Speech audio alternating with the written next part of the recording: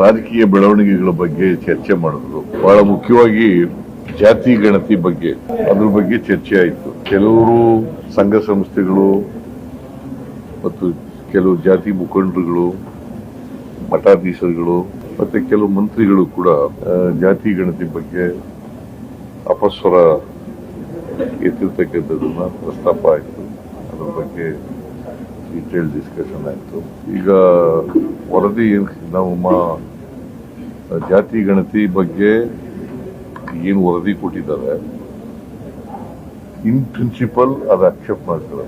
ಆಮೇಲೆ enumeration of the cost survey ಅದನ್ನ because ಅದು ಹಳೆಯದಾಗಿರೋದ್ರಿಂದ 2015-16 10 ವರ್ಷ ಆಗ್ಬಿಟ್ಟದೆ, 9-10 ವರ್ಷಗಳು. ಅದಕ್ಕೋಸ್ಕರ ಎನ್ಯುಮರೇಷನ್ ಆಗ್ಬೇಕು ಮತ್ತೆ ಹೊಸದಾಗಿ ಅಂತಕ್ಕಂಥದ್ದು ಅವರ ಅಭಿಪ್ರಾಯ. ಅದಕ್ಕೆ ನಾವು ಕೂಡ ಒಪ್ಕೊಂಡಿದ್ದೀವಿ. ಸರ್ವೆ ಮಾತ್ರ, ಜಾತಿ ಸರ್ವೆ ಮಾತ್ರ.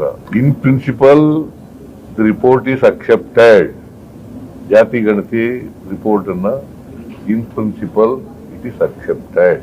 ಆದ್ರೆ ಹೊಸದಾಗಿ ಹಳೆ 2015-16 ಎನ್ಯುಮರೇಷನ್ ಆಗಿರೋದ್ರಿಂದ ಹೊಸ ಎನ್ಯುಮರೇಷನ್ ಆಗಬೇಕು ಅಂತಕ್ಕಂಥದ್ದು ಅವರ ಅಭಿಪ್ರಾಯ. ನಾವು ಕೂಡ ಒಪ್ಕೊಂಡಿದ್ದೀವಿ. ಅದನ್ನ ಇನ್ನೊಂದು ಒಬ್ರು ಈಗ ಹೇಗೆ ನಾವು SC ಗಳದು ಸರ್ವೆ ಮಾಡಿಸ್ತಾ ಇದ್ದೀವಿ, ಅದೇ ರೀತಿ ಇನ್ನೊಂದು ನಂಬರ್ಗೋಸ್ಕರ ಎನ್ಯುಮರೇಷನ್ ಮಾಡಿಸ್ತಕ್ಕಂಥ ಕೆಲಸ ಮಾಡ್ತೀವಿ.